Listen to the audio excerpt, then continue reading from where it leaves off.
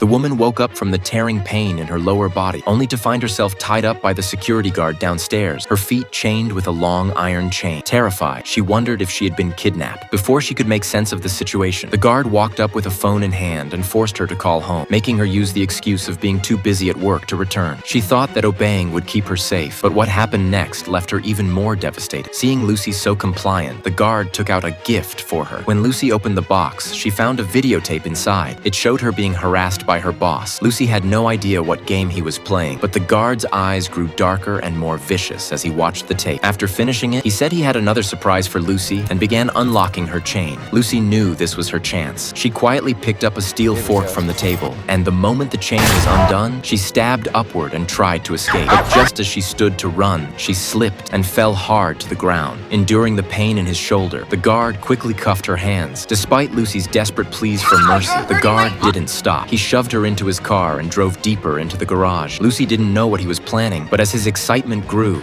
she felt increasingly uneasy. Soon they reached the far end of the garage, and the sight stunned Lucy. Her lecherous boss was strapped tightly to a chair, unable to move. Before Lucy could react, the guard pulled out a stun baton and ordered her to punish her boss. Lucy quickly explained that the video was just a drunken mistake, that her boss had already apologized. Hearing this, the guard didn't force her. Instead, he walked up to the boss himself and, without a word, beat him with the baton over and over. Lucy screamed from the car, trying to stop him, but the guard struck like a mad dog, only stopping after more than a dozen blows. Lucy thought her boss might survive after the beating, but then the guard got in the car, floored the accelerator, and drove straight into it. Horrified, Lucy cried and begged him to stop. This time, she completely broke down, forced to watch her boss die right in front of her eyes.